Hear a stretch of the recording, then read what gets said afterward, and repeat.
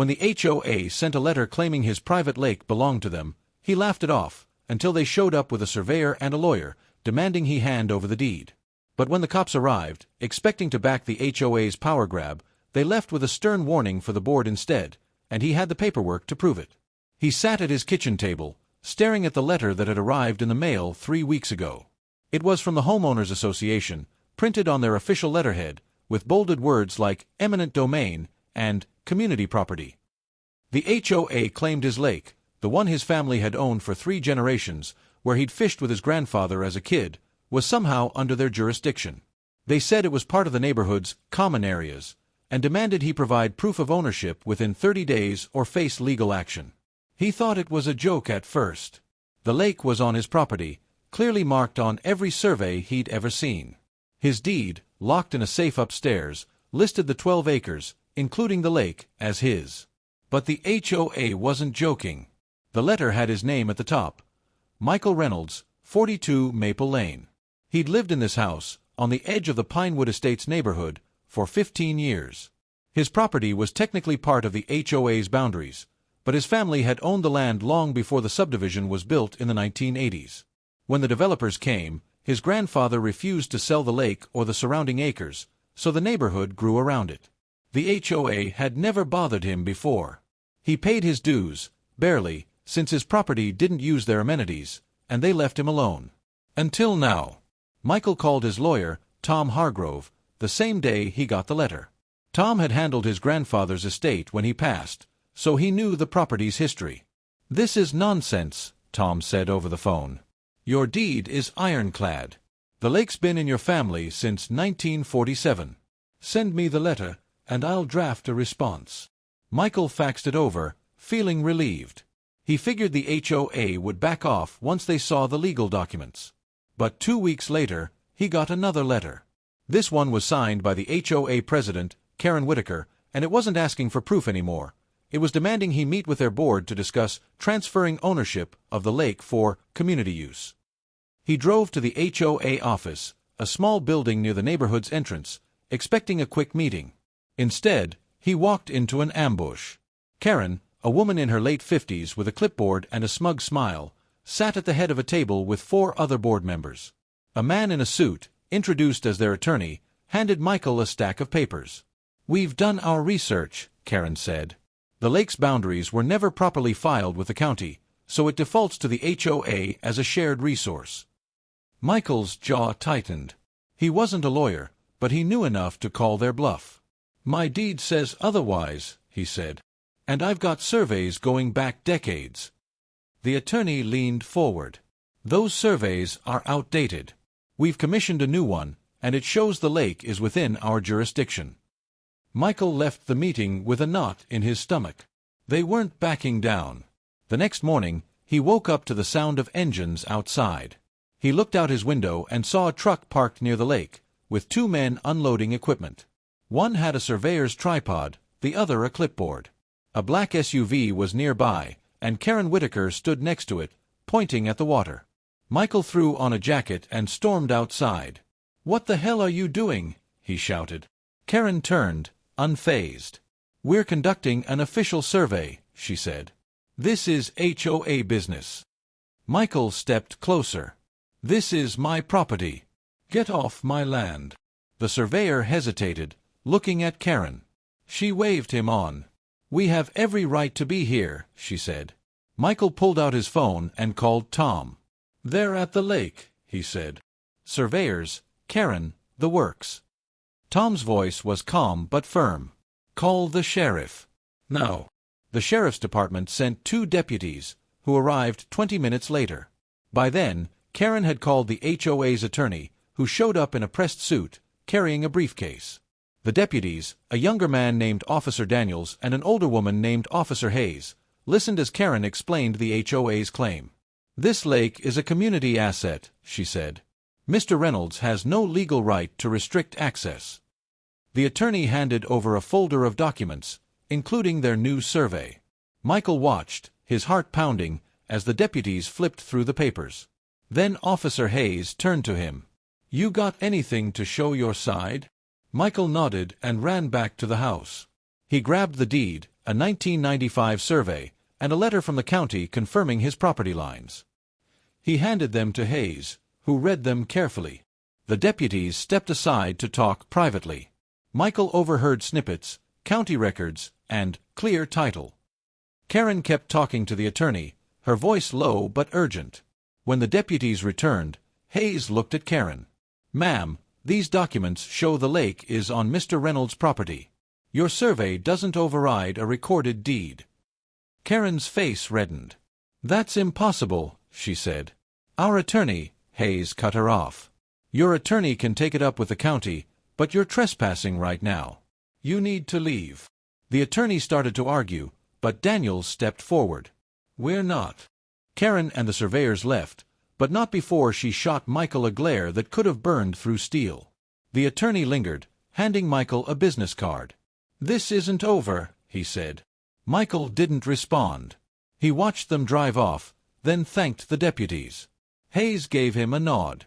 "Keep those documents handy," she said. "They might try again." As the patrol car pulled away, Michael felt a mix of relief and unease. He knew the HOA wouldn't let this go. He was right. A week later, he got a certified letter from the HOA's attorney, threatening a lawsuit unless he agreed to shared ownership of the lake. The letter claimed the HOA had historical precedent because neighborhood kids had fished there in the past. Michael laughed out loud at that one. Sure, he'd let a few kids fish over the years, neighbors he knew and trusted. That didn't mean the lake was public property. He called Tom again, who told him to ignore the letter. "They're fishing for a settlement," Tom said. "They know they don't have a case." But Michael wasn't so sure. The HOA had deep pockets, funded by every homeowner's dues, and they seemed determined to wear him down. The next escalation came at the neighborhood's annual meeting. Michael usually skipped these, but Tom advised him to attend. "Show your face," he said. "Don't let them spin this without you there." The meeting was held in the community center, a stuffy room packed with about 60 residents. Karen stood at a podium, running through budget updates and landscaping plans. Then she got to new business. "As many of you know," she said, "we're working to secure the lake on Maple Lane as a community resource." Michael's blood boiled. He stood up. "That lake is my property," he said, loud enough for everyone to hear. "I've got the deed, the surveys, and the county backing me up. The sheriff's department already told you to back off." The room went quiet. Karen's smile faltered, but she recovered quickly. "We're exploring all legal options," she said. "This is for the benefit of the community." A few neighbors clapped, but others looked skeptical. An older man, Jim, who lived down the street, raised his hand. "Karen, how much is this costing us?" he asked. "All these lawyers and surveys, where's the money coming from?" Karen dodged the question, saying it was an investment in our future. Michael saw his chance. "They're using your dues to try and steal my land," he said. "Check the HOA's financials. Ask for an itemized budget." The room erupted in murmurs. Karen banged her gavel, calling for order, but the damage was done. People started asking questions, and she didn't have good answers. After the meeting, several neighbors approached Michael. Some apologized, saying they hadn't known the full story. Others were angry, feeling misled by the HOA. Jim pulled him aside. "I've lived here 30 years, he said. "That lake's always been yours. Karen's on a power trip." Michael thanked him, but he knew the fight wasn't over. The HOA board wasn't just Karen. It was a clique of busybodies who'd been running the neighborhood like their personal fiefdom for years. They didn't like being challenged, especially not by someone like him, who barely engaged with their rules. The HOA's next move was a cease and desist letter, accusing Michael of interfering with community access to the lake. They claimed he'd put up unauthorized signs, 2 no trespassing signs he'd nailed to trees after the surveyor incident. Tom laughed when he saw the letter. "They're grasping at straws," he said. "But let's counter this." Tom drafted a response, citing Michael's property rights and warning the HOA against further harassment. He also filed a complaint with the county, alleging the HOA was abusing its authority. The county responded quickly, sending an inspector to verify the property lines. The inspector confirmed what Michael already knew. The lake was his, no question. But the HOA didn't stop. They started spreading rumors, telling neighbors Michael was selfish for keeping the lake to himself. They even posted on the neighborhood's online forum, claiming he was violating HOA bylaws by restricting community resources. Michael didn't have an account on the forum, but Jim sent him screenshots. "They're trying to turn people against you," Jim said. Michael was tempted to ignore it, but Tom advised him to respond. "Don't let them control the narrative," he said. So Michael went to the next HOA meeting, armed with copies of his deed, the county's letter, and the sheriff's incident report. The meeting was tense. Karen tried to limit open forum time, but Michael stood up and passed out his documents. "I'm not here to argue," he said. "I'm here to set the record straight. The lake is my property. The county, the sheriff, and my deed all say so. If you keep pushing this, you're wasting everyone's money." He looked at Karen. "And you're risking a lawsuit." The room was silent. A woman in the back, one of Karen's allies, tried to change the subject, but Jim stood up. "I move we table this lake nonsense," he said. "All in favor?" Hands shot up, more than half the room. Karen's face went pale. The motion passed.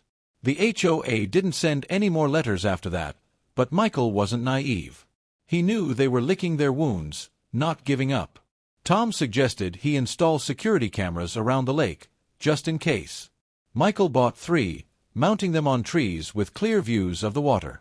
2 weeks later, one of the cameras caught movement at 2 a.m.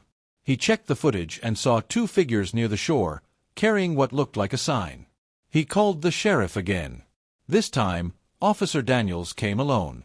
He watched the footage, then drove to Karen's house.